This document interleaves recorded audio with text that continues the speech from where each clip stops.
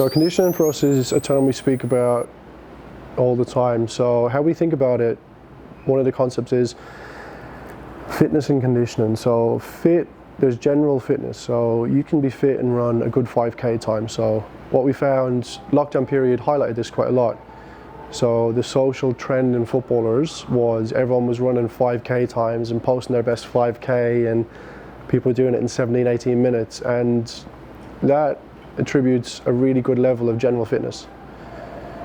Being conditioned is different. So when we speak about conditioning, conditioning is being able to essentially play the game. So be able to do the football actions that your position at your league or level requires. Playing 90 minutes in a Premier League or Championship game, you need to be well conditioned to do that, because there is all the football actions, passing, receiving, dribbling, contact, the intermittent nature of the game itself. It's not enough to just be fit. So conditioning is more specific to your task as opposed to fitness, which can be quite general and quite broad. That's how we see it. That's why we place such an emphasis on the players that come here.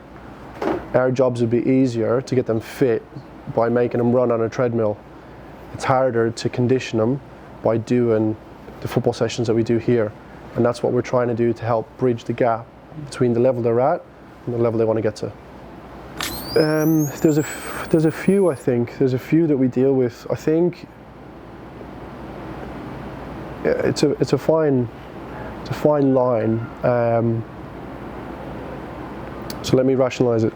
A lot of people that come in and see us in terms of the youth population, not in academies, train way too much and not hard enough.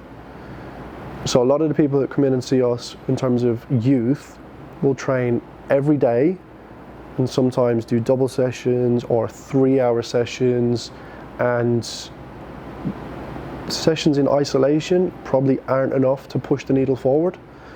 So some people just think more is better, and it's not the case. Better is better. So for us, with that type of player, a lot of it is around education about what to do, when to do it, how to do it, why you're doing it. So for example, we run a football program, we train 3 days a week here. It's an hour. It's no more, it's no less. We try and periodize those 3 days so that they're slightly different. So Monday, typically boys play on the weekend. Monday is more technical focused. So we're trying to get 1,000 touches and focus on our technique. Wednesday is a more intensive day. So we're actually trying to push the needle from a conditioning point of view. And Friday is more tactical and more games based. Not every day looks the same. So we try and educate the boys that not every session should look the same. That population, the misconception is, if I just do more, I will be better. It's not the case.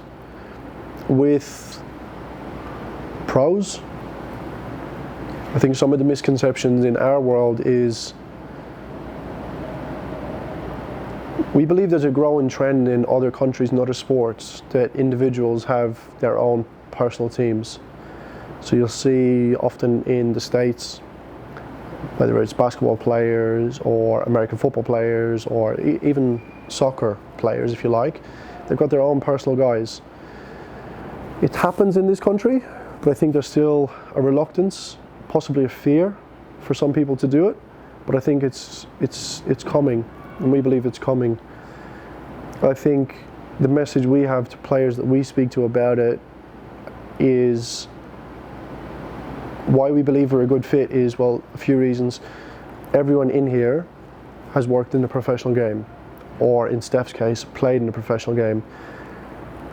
We try and reassure the player that we're not in opposition to the club. So it's not us and them, it's we're all in this together to try and help the player.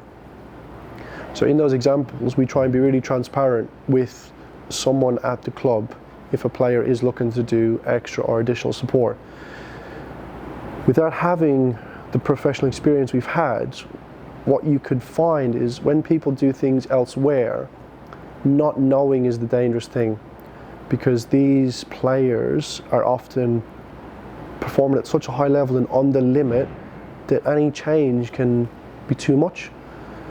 So having the transparency with the player about a supporting role and with the club just ensures it keeps the player at the centre of what we're trying to do, which is make him better. Sometimes players are afraid of that, and I think it comes from not trying to piss the club off.